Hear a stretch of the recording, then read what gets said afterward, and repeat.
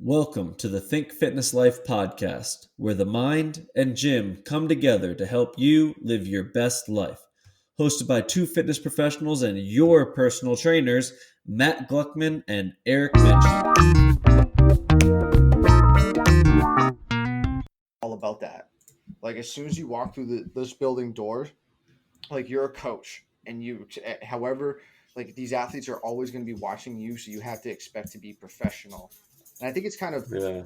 even outside, you know, we try to live our lives, but we're still like very professional in the way we handle ourselves, like nutrition wise. More or less, we're not like, oh, do this, and then we go home and do the opposite. We try to really Right. live our think fitness life like motto and mantra that we have. And I think to a degree, like even if it's not like a mantra that we're trying to promote, but just the basic mantra of like taking care of your body, taking care of your mind, taking care of your overall health, like your heart and lungs. Um, Leading by example in terms of the way we look at the industry, and we do have to kind of be that sort of, I don't want to use the word model, but like I agree. That's a, like, I don't think it's a great word in today's yeah, like because society. it's not, it makes people think like aesthetics, but it's more of like it is leading by example, and it's setting the tone and the atmosphere for what we're about to do. Because I think some people come in and they think it's like gym class, and that's fine. This is their time away from that strict way of the way they run their life every other time during the day. But like this is actually a time where most people want to just turn off and go on autopilot. They actually have to still be on and engage and learn about their body and be engaged in everything we do, whether it's a sprint, whether it's a jump, whether it's loaded squat or deadlift. Like you still have to be on. Your brain has to be working and functioning, and there is a time to like assess, but then there's the time to execute. And I think what is kind of funny is like not only does setting the tone help, but also kind of juxtaposing the the way that this field is looked at and the way people approach it. So I guess the what I look at that's kind of funny is like for really strict and arduous topics like finance, for example, a lot of those guys are very meticulous with everything they do, and then they try to bring the humor in it, right? They're working on trying to make it more casual and more fun and engaging. And in our field, it's kind of the opposite. It's like everyone thinks this is just like la di da di da and like no big deal and like anyone can do this, but it's just like no, we're trying to set the tone that like this is actually a little bit more serious than you might have led on to think. So it's like it's funny how it like it's the opposites, you know? Yeah, and I think maybe where that's where some people who enter this career maybe get a little, I, maybe like it's not what they thought it was. Because they enter and say, "Oh, okay, I like to work out," or I have a passion for working out or fitness, and then they get into this thing, and it's this ever always evolving realm of like this lifestyle, and there's a lot to keep up with here. I mean, on the science sides of things, techniques, and everything else, and if you kind of don't, you can get lost in the fray. Or on the other side, if you're all about it, but then you don't practice what you preach, you get left behind. I think it's funny because kind of the process you're talking about, I feel like is super important and super possible at a place like Equinox when there were so many trainers. And it wasn't that you were bashing other people, it's just that you were looking and observing at other trainers and learning about what you should take from them and what you shouldn't take from them. Exactly. And it allowed us to see that, like, and what I felt like I saw trainers do who came in and out, or even who had maybe a little successful run for a little bit, was that they had found something about this industry that turned them on to it and got them the progress they wanted, and they thought that that was like the cherry on top that would be the solution for every person they meet, and they just have every single client do exactly what they did to get where they are Mm. versus looking at the individual, learning about them, learning about their different systems, how their biology works, and how their brain works, and try to cater and sort of meet them halfway and bring the gym to them and bring them to the gym in a way that gets them the results they want and the Yeah. feeling they're looking for. And that's hard because we've all done programs that work for us, right? I mean, me and you put together programs that work, and then you give it to, say, a client or someone else, It can and fall to shit sometimes. yeah, it just doesn't work, or they don't get the results, and you're looking at it like, okay, well, why did this work for me and or you, but this didn't work for the other person? And for me, it's always this. Yeah, it's great if you do things good and you get good results. That's always great. But I think I'm always looking at myself with like a harsh eye, be like, okay, where did I maybe fail a little bit? Where did I not do good? How do I go back and correct it and make it better for the next session or next program? So like where we're done phases, like okay, we were in, let's say, a more of a capacity phase. Like, what did that person do well? What did that person not do well? So now I need to know what I need to work on and then adjust from there. When I think sometimes, like what you said, people take things that like work and then they just latch onto them and they keep them. Mm, They might not know why they work, but then it's just like yeah. they work until they don't work. And then it's like, do we keep going with that? Most people will, yeah. Right. It's almost like they run on the high of like the past feeling or the first time they did it, and they just keep going through the motions until they just realize one day like I'm just going through the motions. I'm not even engaged in this work anymore. It's not doing anything for me anymore. It's time to change. But by then it's like too late. Like why aren't people or with what we do, we try to get people to be preventive of that kind of bad loop to get into. But I think it's funny because um it's like a necessary evil. It's like a necessary evil as a trainer to fail to not get what your individual client wants. But in that, you learn how to get what other clients want, and eventually they kind of shuffle to one another. So you learned it may like one session with somebody may have taught you about an idea for another client that got them success, and then vice versa. Like in your other experiences, you learn what this individual might be missing out on, and you try that and find something that works. And that's like the art of this industry, and that's why it does take a two-way street, and it takes trust between the client and the trainer. Well, it's an ever ending thing because some people will react really well to volume. Um, were you one of them?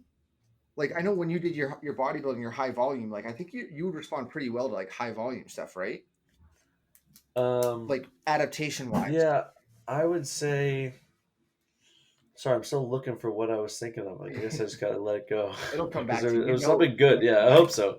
Okay, so for me then, um, it was volume and it was nutrition because at the time when I started really lifting more seriously and regimented, I was only eating like a Nutri-Grain bar a day and maybe swiping at the dining hall, but maybe not because I had bought like the 5 time a week meal pass. So it was like I knew 2 days I wouldn't be able to swipe at the dining hall, right? So sometimes I would like eat a Nutri-Grain bar and go home and like snack on a couple pieces of bread, maybe some deli meats and a banana, and that was it, right? So like I don't even know. I wouldn't even say like 1,000 calories, but um, so that was when I was about probably 130, 135, and I did go into more volume training, hypertrophy training. We would do 3 exercises of back one day, 3 exercises, and then biceps, three exercises of chest and triceps another day, and then legs, and then Thursday and Friday was like push pull, and then Friday was just like all arms and abs. And I think by yeah, I think to answer your question, it was volume. By using all really rep ranges of like 8 or higher, mixed in with like drop sets and pause reps and um, you know to failure sets and stuff like that. It was definitely just heavy volume. Yeah, because I remember when we first met, you were like, "Yeah, man, I'm hammering away," which is, hey, there's nothing wrong with it. And then I remember we got into some workouts, and I would dabble into the power and the lower reps, but I was always looking for what works best for me. And I think over the last year or so, I've kind of really found that it's not volume, it's more lower Mhm. reps, higher intensity on the weight side. So when you look at people, like we write programs. We write programs for clients all the time. You know, we kind of know that our longer term clients, what they respond to better. Some people will respond to hypertrophy a little bit, but they might lie better in certain rep ranges. Or there's some people Yeah. that like need that volume to get something, or even like feel something out of it. So it's a very, I always think it's when I'm telling someone new into this field, it's very adjusting, and you got to get time to work with someone to really feel what works for them. That's exactly, thank you, because that's exactly Told what you I it's was gonna come thinking back before. around. Yeah, because it is just about adjusting. Like you have to take something in a direction, and it's like I love the quote. This quote applies right now: "Is life's like riding a bicycle, where you have to keep moving, or else you'll fall down. And you might go too far to the left, you might turn too far to the right, but only by turning too far to the left or turning too far to the right do you realize what your next move is. So it's like with a client, you have to execute a program, you have to kind of periodize and do the same thing for a week or at least 2 weeks to really see where the next step is, or retesting and being like, okay, people talk to me all the time, like want to see things down the future. I'm like, let's just worry about today and this week, and we'll deal with that as we go. And then it's like once you get that in body test, now you just got that data point. Now you know where the next adjustment is. So it's just I feel like that's all it is. It's like a zigzag of adjustments until you work towards this goal of growth and expansion, whether it's your mind, body, and soul. We're just trying to make the best human being we can who's in front of us. Absolutely. Not But not an then easy back thing. to what you asked me though, what was the first thing that got you kind of the first successes? Was it volume? Um, uh, Looking way back when I first started, obviously it was a I first started on a linear periodization, but I would say no. It's probably more the strength work because I kind of fell more into, I would say, volume, but I wouldn't see my test numbers back in high school football. My maxes go up. So yeah, the program was good for some of the other kids because they got stronger. But for me, that volume wasn't, I don't think it was enough intensity to create a strength adaptation. So you kind Mm, of looking back now thinking I probably would have benefited from a more of an undulating periodization intensity. of more of a strength. Like, okay, I need to live between 4 and 6 Like, and 6 to 8 reps. And I used to need to get good at it because it would be and blocking even away. 8 might have been too much, Well, you that'd be know? probably the high end of like Yeah. hypertrophy, but then drop it back down because I just wouldn't see the numbers go as high as I wanted to. And I would get frustrated, be like, I'm putting the work in, I'm in the weight room, but then you go back and look at my numbers, you know, 12 reps at 70% intensity. I mean, that's great for size and some strength, but not really anything good strength for maximum numbers. Yeah. Yeah, like, and it's funny how you said what you realize now, because I feel like um where yeah, COVID's been a terrible calamity for a lot of people, and it's killed a lot of people, and it's awful. But at the same time, this is a really tough period that exposed a lot of things in our culture and individually. And personally, I realized less is more for what I was doing. And I was like burning the candle at both ends in terms of my efforts and my time. And I thought I could just kind of make up with heavy volume and heavy intensity by doing like Epsom salt baths and using like the Theragun all the time and stretching all the time and doing yoga all the time and eating the right nutrition, getting the right sleep and getting the right fasting. And I was like, wow, like I'm actually spending more time on recovery just so I can make sure that I can work out the next day. And the next day, it wasn't even like back then I would have felt like it was my 100%. But getting that zoomed out picture and getting that month off away from the gym that I would like that everything was shut down with the stay at home order was like, oh shit, like when I do like a Monday, Wednesday, Friday, or sometimes I do like a Tuesday, Saturday lift in the week, I'm just so fresh and ready to go, and like all energy systems are firing. And I have done more of like more power for volume. And then when I go do the weights, it is like that lower rep range for the higher weights kind of intensity. I'm not trying to destroy my body that I almost feel like looking back now, like there was a part of it that was like self-flagellating, like just forcing myself to torture to make myself feel better. Yeah, and I think that's it's funny you bring that up because this morning I did a workout which is it was I think it was like 32 minutes long, which is kind of short for me. It was Yeah. it was 6 exercises, but I've been going on like a Monday. I've been actually getting like 6 days in lately. But it just wasn't like for me. It's usually like intensity, like high Mm. intensity, whether it's volume or heavy weight. Like I'm always pushing it because I like that feeling. Mm. But Yeah. I need to kind of like step back and realize like okay, I have three built-in like big days. Like intensity's up, weights are up, boom. The other days I can drop the intensity a little bit and do a little bit less and you still Mm. see results. And that's where I Yeah. think with volume, what I was realized when I look back on my program, volume, like they're good programs, but it was too Hmm. intense. The volume was too much for my body to be able to recover. And whether or not my Hmm. cortisol levels were too high and never dropping because I was just Right. driving the system too much. So I think Yeah. Yeah. Yeah. it's very hard for me to like bring it back and be like, all right, we're gonna work at a light a lighter day today. I just like Yeah. but it allows me for tomorrow to go heavier and push the system. Yeah, exactly. You're being more methodical in that regards, and I should say like what I meant by those 2 days or sometimes 3 days is that's more of like the strength training where I just go in and I'll like deadlift and bench press or I'll squat and do bent over rows, um, but I'll still have like a day where I'm just doing like working on some type of Olympic lifting, like technique work. And I'll have like 2 or 3 days in the week where I'll literally go to a field with the dog and I'll do like wind sprints, whether I do 10 of them or 20 of them or some hills. Just depends on what I'm doing, whether it's like a 10-second or a 30-second or whatever, like you're saying, like the varying intensities.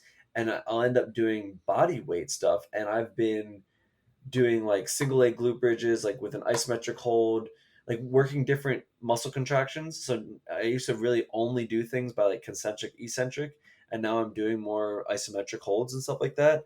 And I've like recently got a breakthrough in my left glute, and it's just great because I used to have an issue where like my left glute med wouldn't fire all the time.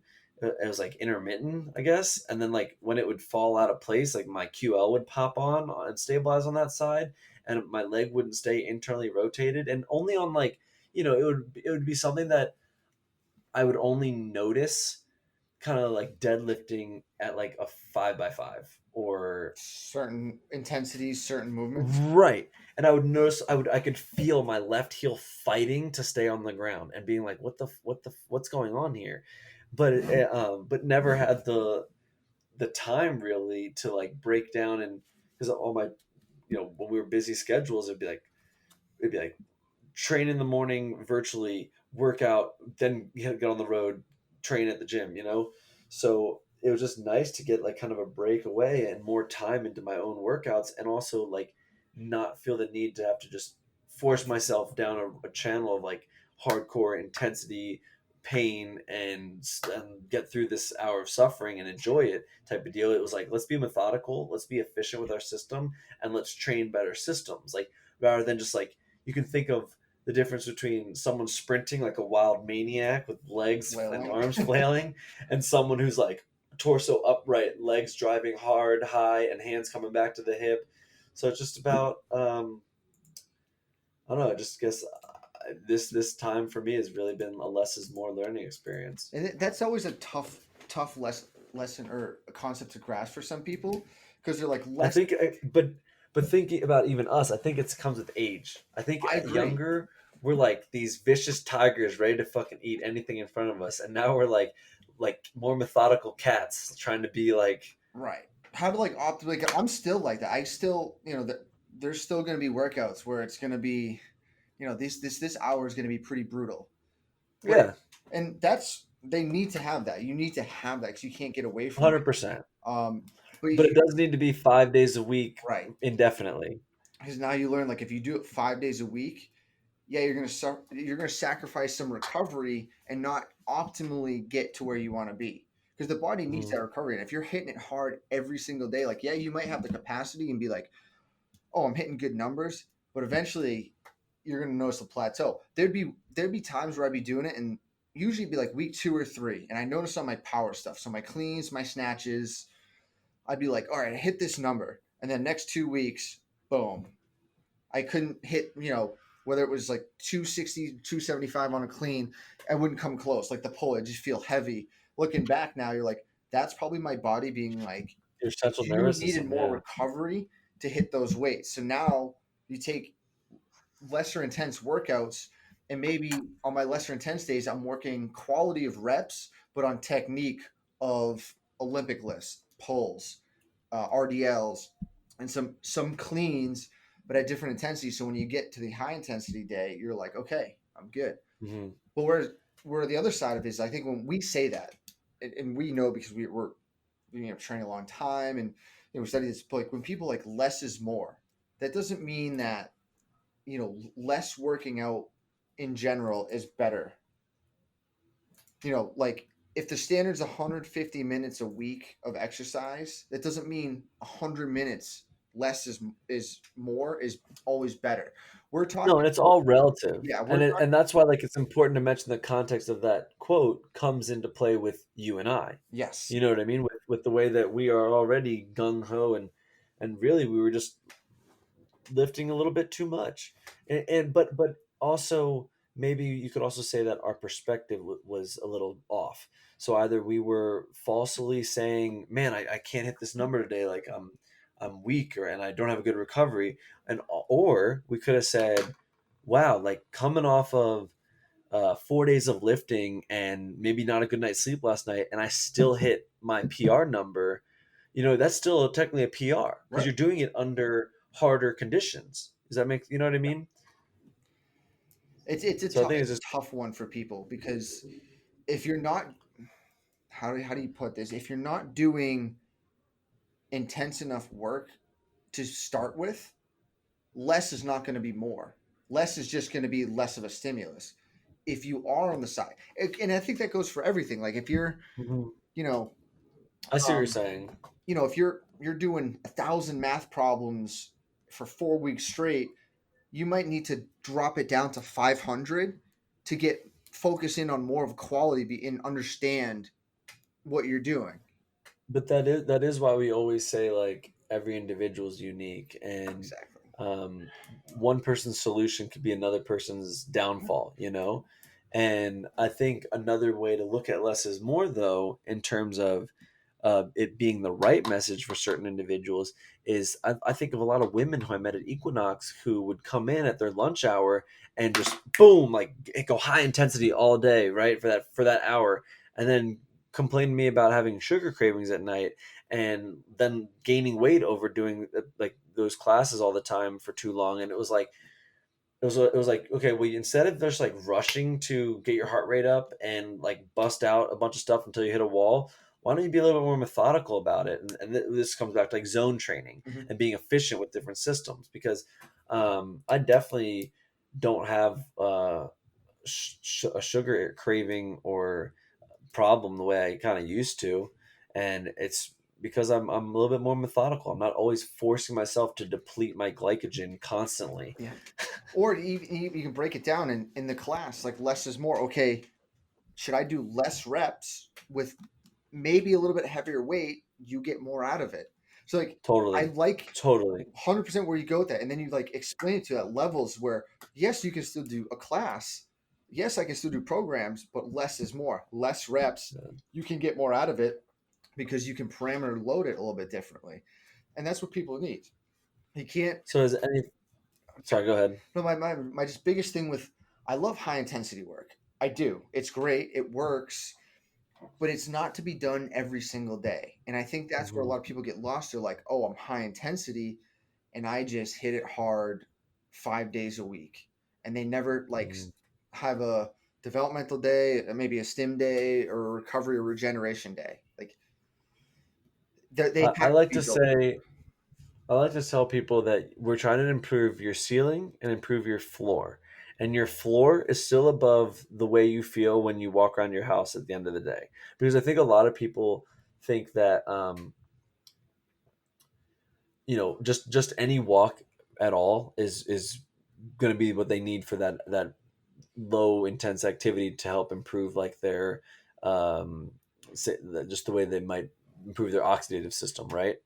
And I think but then again, I should be fair and say that for some people an hour walk is a great workout for them, but it's balancing those two. It's about that high end, high intensity stretching your system like a type of a sprint, and then also in that moderate heart rate, steady state, longer duration, whether that's an hour workout geared at capacity, or whether that's a run or a hike for all day.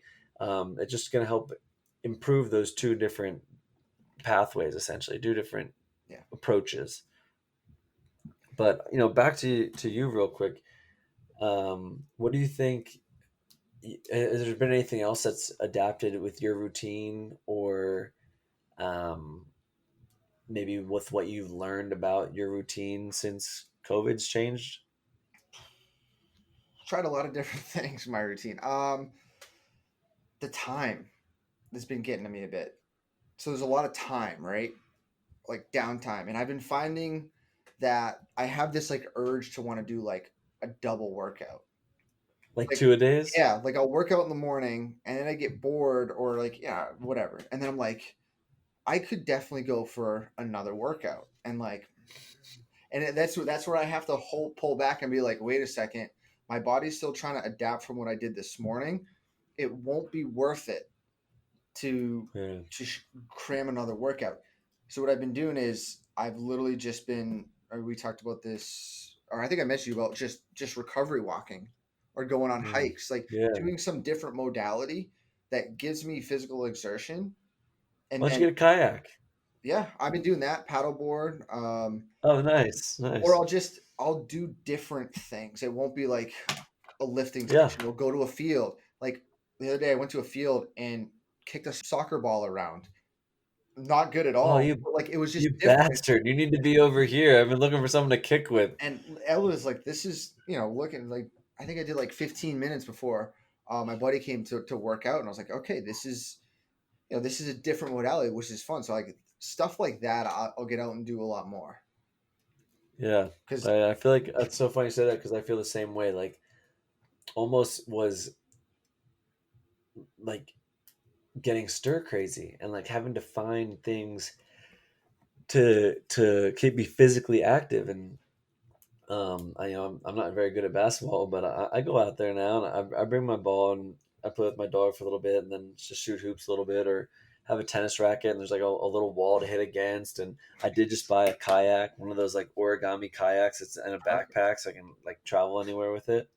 And it's just been really nice. It's been really fun because it's just I just feel like with the extra time and the extra space away from things, it's made me realize that like I do love lifting, but I love just like physical activity, sports, and competition more. Like yeah, I miss like the pickup soccer games I used to do every week, and that was yeah, because like it was a mini competition of just a friendly competition. We're all there just to hang out. No one's trying to get hurt or anything, but it's okay to like sprint against someone or get a little physical with someone because we're all just trying to like have that competitive right. experience. So it's been kind of eye opening, and I've been getting creative in that front, like whether it's squash or like a game of horse or something like that, like or you're like challenging myself to like kayak as fast as I can for like 5 minutes, and See, yeah, I've been having a lot of fun that's with what's like good is like variability. that competition, maybe with either someone else or yourself. Like, Yeah, like it just keeps you like mentally invested. yeah. So Just like last innately. week, I mean, I think like I got 9 workouts in 6 days, and it was like by Saturday, I was like, I can't. I need like an ice bath. I need something. But one of the days, I got I was at home and I just walked by my gym and the bench was set there, and there's weight on the bar, and I'm like, let me just see how many I can rep out at 205. So I just not even warmed up, like psychologically I was, and then just got on, and I forget what I got. I think it was like 12 to 15, and that was it. I just did like one set, but I was like, I just want to see how many I can get right now. If someone was like, just go do it, and I was like, pretty pretty impressed with what I got because I already lifted that day, and I was like, all right, I'm done. Like I think that was a little self competition that I just set up, and I was like, I might just do a little bit more of that. What's up? Yeah, It has made it kind of hard because, you know, I mean, I'd say more so in the last couple weeks, people are getting more and more comfortable, at least out here.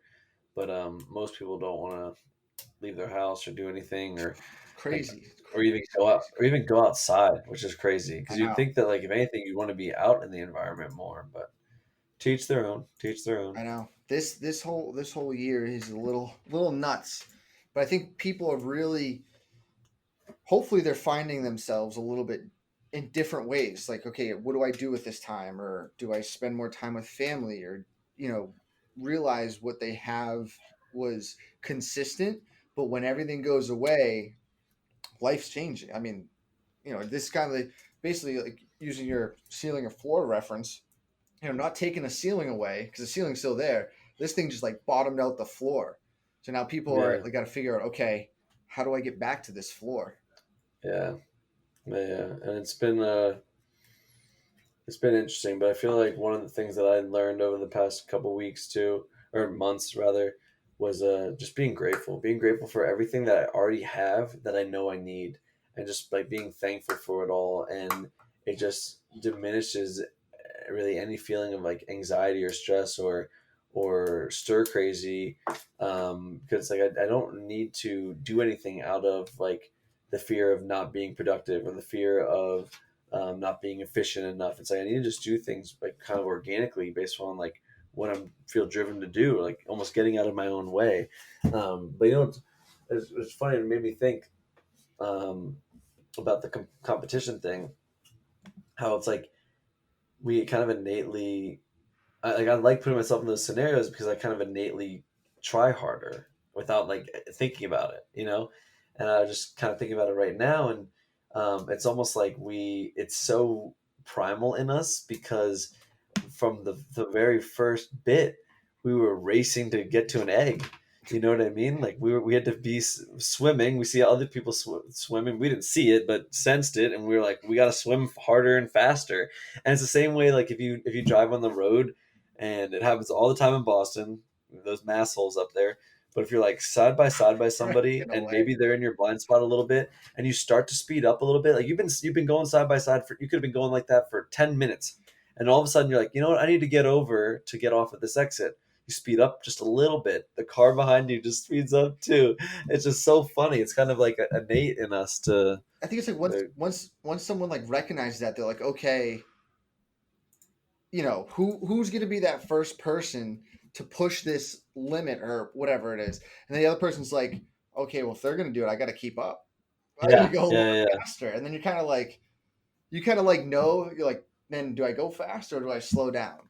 And yeah, that's and what kind of like it is. Like people out there are like they're going fast and they're pushing, innovations and new things, and it's like people are either keeping up with it or trying to keep up, or it's like you kind of get like that's like the natural, like that's like the natural flow. Because it's like I look back to some of like the workouts I do with a buddy, and it would be like some days we would both come just like ready to kick ass, and it was great. And other days it would be like one of us might be dragging, and the other one leading. So the other one's like, "Fuck, I can't. I gotta catch up," you know, or vice versa. Or even on days where we both don't show up, it's like, all right, someone's got to be the catalyst here. Someone's got to kind of push the mark so that we can set the tone for the day and just kind of get it going.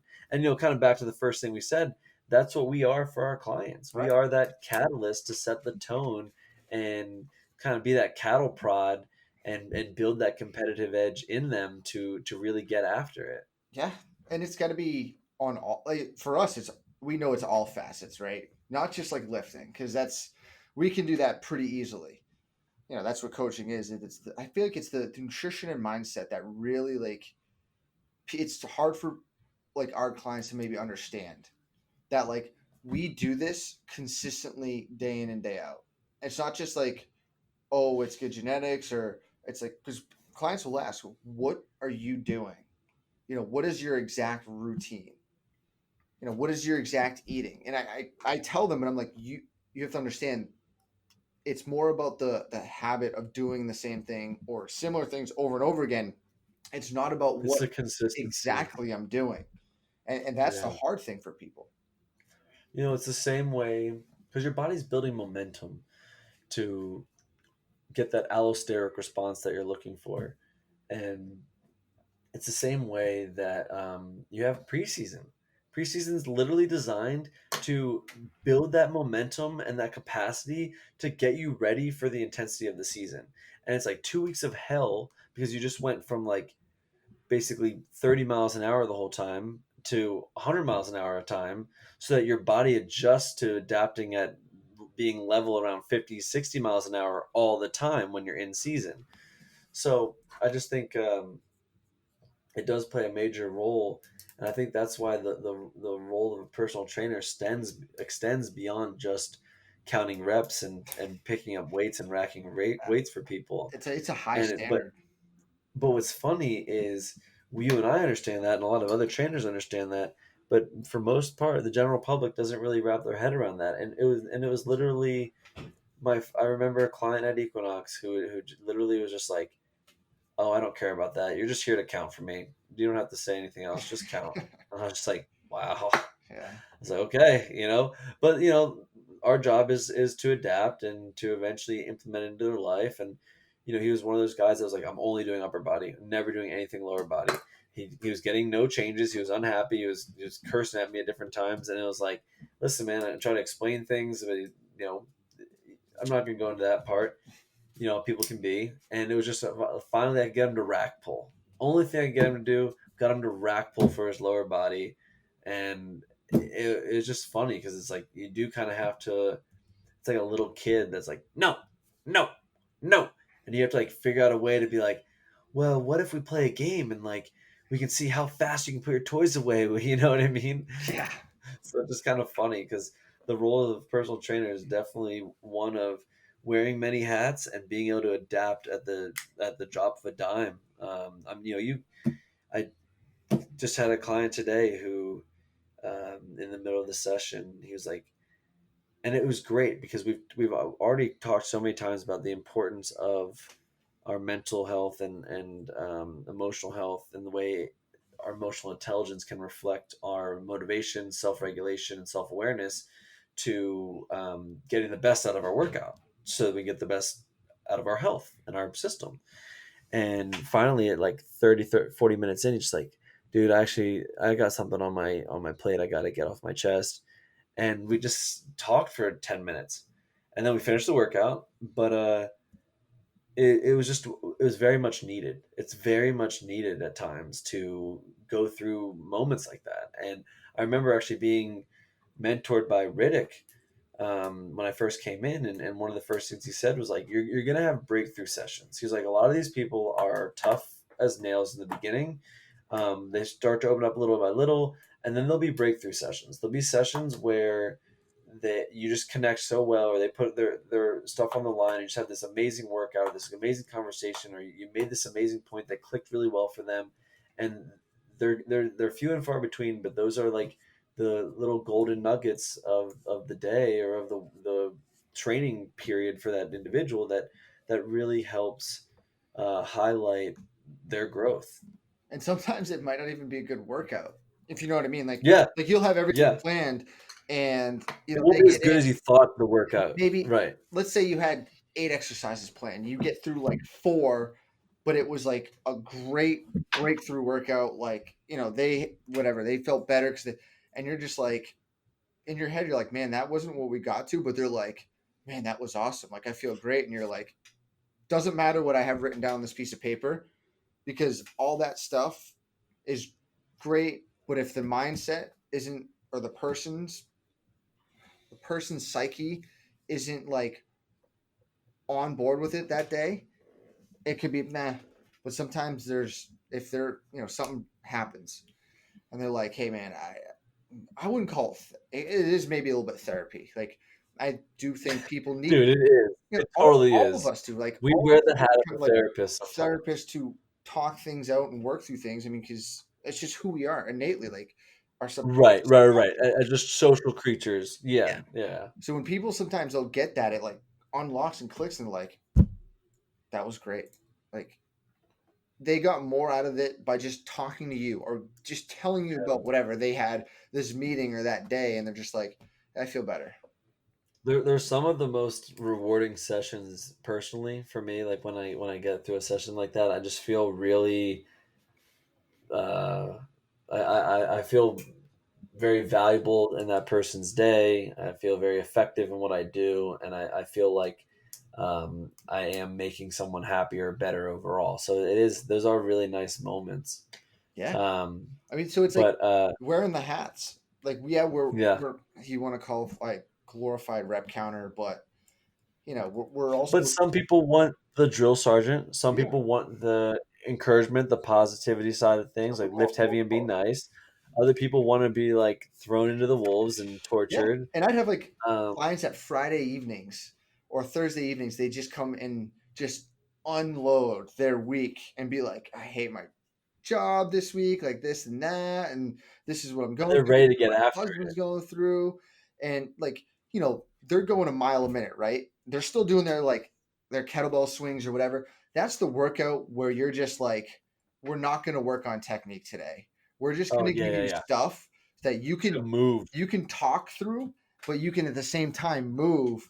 And all of a sudden they're like, they might be slamming a med ball and talking about like what their boss did or didn't do. And all of a sudden it's like bang, bang. They're like, okay. Yeah, And you're just yeah, like, let's yeah. see where they go. And you're like, okay, they're at 15 reps rested. We'll go do something else. And they're just gonna go. And you're just there to kind of be like darts on a dartboard. Like, you're gonna receive it. You might give a little back, but you're just there to like absorb what they want to tell you. Yeah, for sure. Because it is a little bit of like, right, you don't necessarily need to say anything about it. They just need to get it off their chest, Yeah. and this is like the outlet for them. And it's almost like they're just trying to come and like get rid of their stress and feel good after they leave. You know. Or it's like, Um, I don't know, like any tech, you verbally talk to someone about anything, issues, whatever. Eventually, sometimes you figure out your own answers if you can verbally get it out. Sometimes in your right, head, you're just like, nah. But if you verbally and then talk like to someone, pulling it out, it lets you like kind of little see back, it, and all of a sudden you're yeah, like, oh, okay. And the other person yeah, didn't do much, but you were able to like listen to it and listen to what you said and really articulate, okay. And that's and get another some way that and get out of your head and kind of sort it out with somebody. yeah. Yeah, It's tough, and then yeah, there's other times where there's emotional stuff, and you're coaching nutrition, and people are just like, they'll just break down. They're like, hmm I'm tracking everything, but I can't give this stuff up because I like, my husband and I have these wine nights, and it's just like you can see the emotion starting to like really wear down. You're like, oh no, this is not where I want to go right now. But you're yeah. kind of But like, you have to you have to let them sometimes. realize that sometimes, and then hopefully you can kind of build them back up. But sometimes, like, when I was younger, just starting off, you're like, geez, what do I say to this person who's like very close to crying, and we're talking Yeah. about like a glass of wine every night thrown in with dinner is something they like, and I'm like, probably not the healthiest thing in your diet right now if you're looking to have some serious goals. Some people just have a bad emotional connection too heavily with food, and it's like it'll be like a single source of happiness in some people's life. But it's just so valuable to have those uncomfortable conversations. I mean, I've had a couple conversations with people when I first met them in the first couple months after we got comfortable to have the difficult conversation, and they even came back the next day and were like, like, dude, you pissed me off yesterday. I'm not gonna lie, like what you said, like pissed me off, but it was good. I needed to hear it." Yeah. And it's like it's a multi-dimensional love, right? It's like if you love your dog, you're not gonna just like give him all the treats all the time and make him super happy all the time, right? Like some of that love is gonna be discipline and like teaching him to to listen when you're in public or listen when you're near a road, because it's for their safety. And that's like a multi-dimensional Yeah. source of love, not just doing something because it makes me feel good. Like I want to be looked at as the good guy. I want to be looked at as the fun guy. Like I don't care if my dog thinks of me as the bad guy sometimes because I'm keeping him safe. You know what I mean? And I think that bleeds through to our clients all the time. Oh yeah. Um, and, You and have to do it. You have to tell it them just comes later. this is It's going to like be harsh to listen to. you have that hard conversation, and it might be that's why I save them sometimes if I know I have to have one with someone, and it has to come from me to bring it up versus them bringing it up and then talk. I'll like I'm gonna wait until we're stretching and it's after the workout because Yeah. it'll stand in the way of the workout. I've made that mistake in the past Yeah. of addressing something right when I see them because I'm afraid I'm gonna forget, and then it just takes them out of their workout, and I rob them of being Right. present there during their workout. But I just I agree with the whole emotionality side of things too, is because that can be really tricky Yeah. because it is like to some degree we can talk some stuff out, but I've also said to some people like maybe it wouldn't hurt to get a therapist, maybe it wouldn't hurt to get some formal therapy every now and then, or get a journal and start writing this stuff down, because there is a degree I think where a trainer needs to realize that you can't forget why you're there, and that's my inner Kobe Bryant speaking out. Like, don't forget why you're here, and we're still here to work out, we're still Right. here to improve your physicality, and I'm going to talk to you because this is the first thing that we need to adjust before we do anything physical. But at a certain point, there does need to be a backdrop. It shouldn't be Exactly. the whole hour. Right. And I think a lot of times trainers fall into the trap of once they open that floodgate, they don't know how to rein it back in and make it about what they're doing. Yeah. And that learned over time. Oh, You get 100%. but you get there now like same thing. We have a piece of paper, right? With everything on our Excel sheet with our workout. And then, this happens. Say it happens in the first 15 minutes of the warm up. And you're like, well, I'm just going to take that workout and throw it out. Let's just do something that's going to make them maybe ramp up a little bit, but not like give them the opportunity to talk a lot. So instead of being like, all right, hey, we're going to deadlift, Yeah, kind of get them. I'm like, all right, Yeah, we're gonna go to the sled and we're gonna push it. You can talk as you're pushing it, but it'll get to a point where there's resistance and you're gonna be like, okay, now I have to focus on pushing, or I have to work on this, or my heart rate's up. And that's what happens. And it will break their conversation or the concentration a little bit, to get them moving. And that's what I don't know. That's what I've been doing. But I've no, had a lot of harsh conversations this okay, year with yeah, oh, true. clients, and not even clients, just people like friends, family, like to explain, the realm of what's going on, and like Mhm. a harsh reality uh, of our food industry, and you know the lies that we've been told for years and years and years. And I want them to get mad. Like I expect them to get mad at something, so they're gonna be like, "Well, I don't want to go buy this or eat that, or I really need to Right, pay like attention you're to my standing health." your ground when you go to the grocery store and you're like, I'm not fucking buying that shit. Yeah, I'm not buying something that's bad for me just because they want me to buy it, you know? and it's this year's kind of been one of those things that like it is a tough pill to swallow to understand really how to live healthy and optimally in quality of life. Yeah. Yeah. It's been great though, honestly. Like I think it's just back to the story of the Chinese farmer, where for no one who's heard it, it's a quick video on YouTube, but it's basically like this guy has a farm and the village gets together every night to like talk about their day, and um he wakes up, there's a bunch of horses, and the village is like, oh, that's so great, you got some horses, and the Chinese farmer says maybe, and the next day his son's breaking him in and he falls off and breaks his arm, and the village gets together and like, oh, I'm so sorry about your son's arm, and he's like, maybe.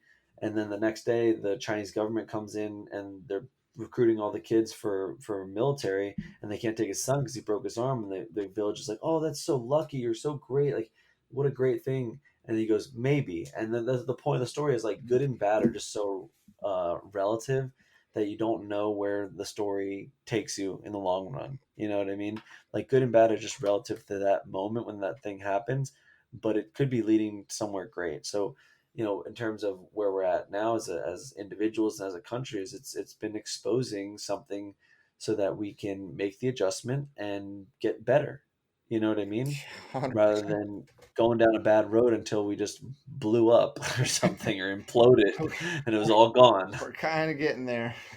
It's imploding. Yeah, We're not yeah. gone. It's imploding though. It's like birth. Birth is ugly. It's messy. It's dark. It's gross and painful, But and that's what we're doing. the big thing is people are going to learn from this. Like, right? Totally. This is a big We failure. already have. We're learning from failures. We're learning from hard times, and that's what it is. It's like such is life. The biggest one that pissed me off was how much um how much poverty we already have and famine we already have, and when everything got shut down, a lot of these major factory farms like dairy farms and meat processing plants, they have really tight knit connections with suppliers, like commercial type suppliers. So you can think of like big batch orders, and they had all this milk and all this meat that was basically frozen from being, not frozen literally, but the market was Yeah, frozen, the supply chain was frozen, and it went to waste. dump They it had to out, dump it. throw it Yeah, away. and the It's and the meat rotted, and it's just sad. yeah, Like, are you kidding me? We have people who are starving and dying over here, and we have people who are wasting things through mass because they farming that can't make does a more dollar. environmental damage anyway. Yeah, You know what I mean? So it's like hopefully it's eye opening for people to redirect some things and start to be more of solution oriented and integrating systems together rather than making them work against each other. and that's what it is, right? Like for us, if it doesn't work, how do we find a way to fix it? Multiple ways, but like always find a way to improve and fix it to make this thing better. Thanks for listening. We hope you gained something from this episode. Our mission is to help people live their best life, both physically and mentally. Check out thinkfitnesslife.com for additional resources and schedule a complimentary assessment with one of us. We're always here to help.